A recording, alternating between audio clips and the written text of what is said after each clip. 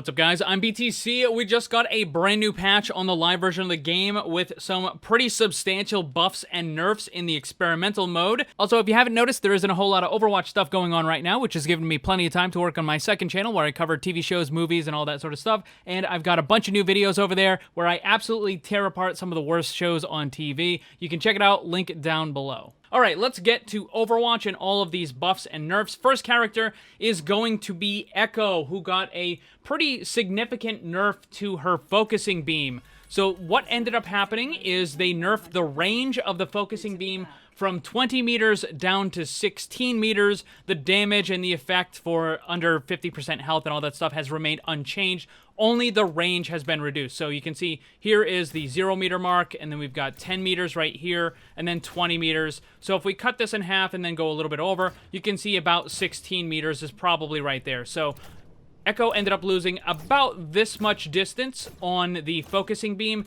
which is going to be pretty decent. It's definitely going to be significant. Not something that is going to be a massive, massive nerf to the character or anything, but it's going to be noticeable for sure, because with Ekko, you want to stay at that medium and longer range in order to damage your enemies, and then you kind of move in a little bit closer in order to finish them off with the focusing beam. But as you can see, I can't hit that target from this range. You have to be a lot closer now. And it's just going to make Ekko more vulnerable. It's going to make it more difficult to finish off targets.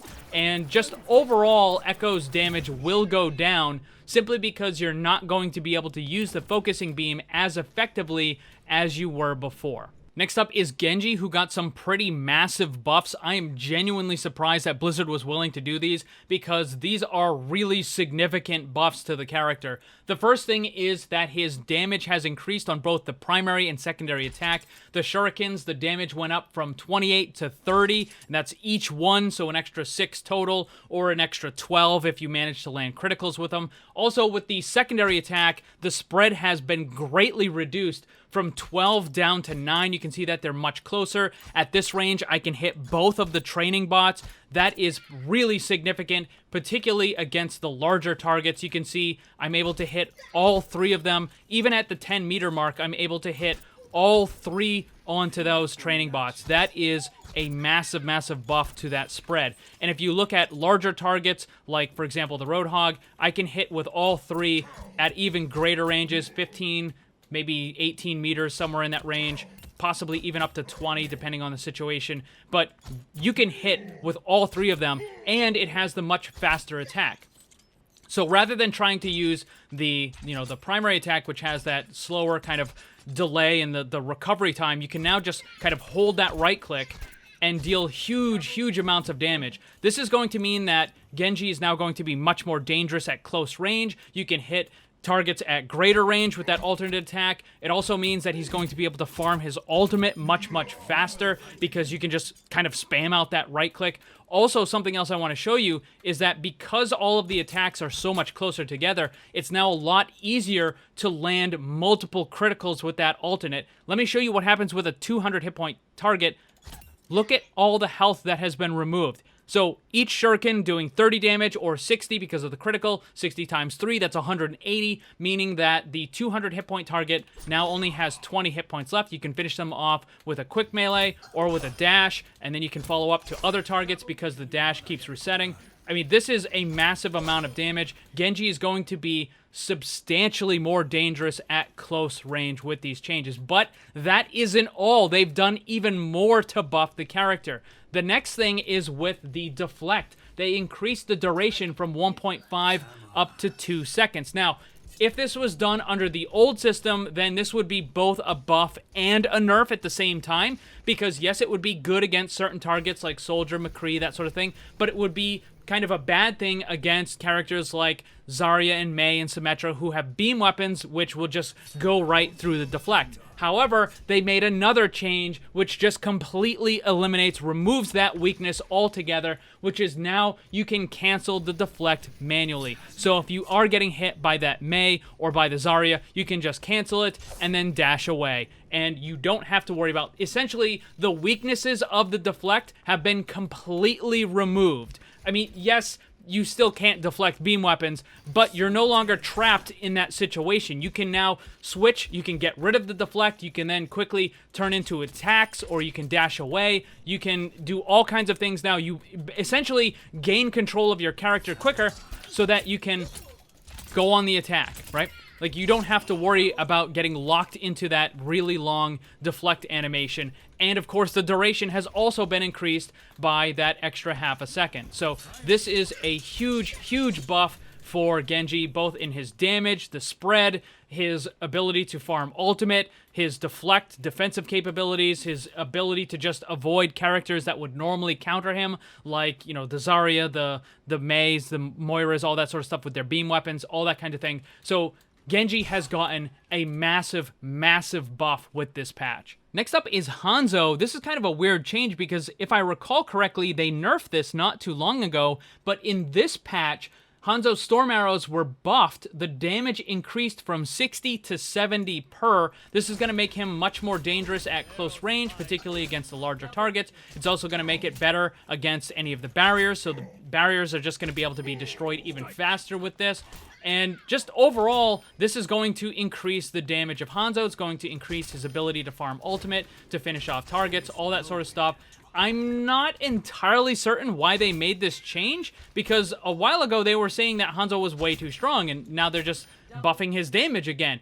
My guess is that maybe he's just not able to compete with certain other characters like Widow, or perhaps maybe because Genji got massive, massive buffs, they wanted to give something to Hanzo, because Genji is going to be a pretty significant counter to Hanzo, and there would just be even less reason to play Hanzo if you have these super powerful Genjis that are going to be running around. But that also brings up the question, like, what about characters like Soldier? Because Genji is now going to massively counter them as well, and it's just weird. But overall, Hanzo did get buffed. His damage is going to go up, and that's, I mean, there's not much more to say about it. He's just getting a flat buff to his damage.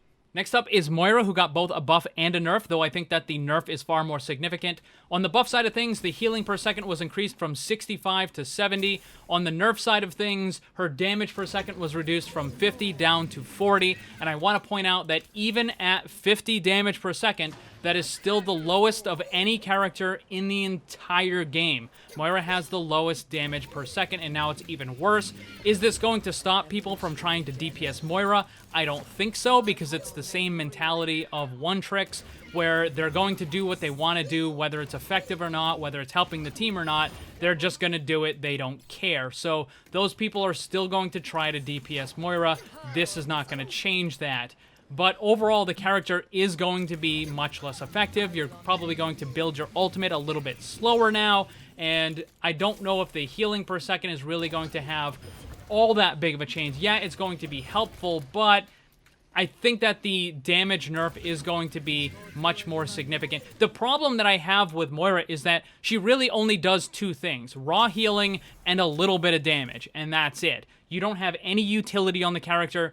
The hero has a pretty low skill floor, which means really anybody can just pick her up and do whatever, because there's not a whole lot to do with her. But that's also the same issue with the skill ceiling, is that there's not a lot to do with Moira, and you can be really effective without doing a lot of stuff. With Moira, really all you have to do is kind of look in the general direction of your teammates and hold the left click, or just look at the enemy and hold right click. There's not a lot to do. And if you make a mistake, well, you have fade in order to get out of it. And with all of the changes that they've done to her, where they've nerfed the healing orbs, they've nerfed the damage orbs, they've nerfed everything, the character is just going to be a lot worse. However, this kind of brings up an interesting situation, because now with Genji being as ridiculously strong as he is going to tear the supports apart. And there's really only two supports that can deal with a Genji, which is going to be Brigitte and Moira. Now, Moira doesn't have lock-on, no matter how many times people try to say she does, but it is a beam weapon, which means that the deflect is useless. It's also a little bit easier to hit the Genji because of the way that the attack works. It just has, her attack just has a huge hitbox. That's basically what it boils down to, right? It's not lock-on, it's just a huge hitbox. So it makes it easier to hit the Genji, and Also, just the fact that when the Genji does come in and does try to dash, you can then quickly fade and get away from him. Also, the orb is going to be effective at dealing with him. So because Genji is so good now, you might still see Moira being played simply because the other supports will just get destroyed by him. But there you have it, guys. Those are all the changes that have been put into the experimental mode. What do you think about them? Let me know down below. Also, remember, bunch of new videos over on the second channel. Now you're done watching this one, you can go and head over there and check that other stuff out. Thanks for watching, and if you'd like to see more, make sure you subscribe and hit that bell to get notified. You can get some cool gear, join my Discord server, or follow me on social media with the links down in the description below. Special thanks to my Patreon supporters, and remember, always blame the controller because it's never your fault.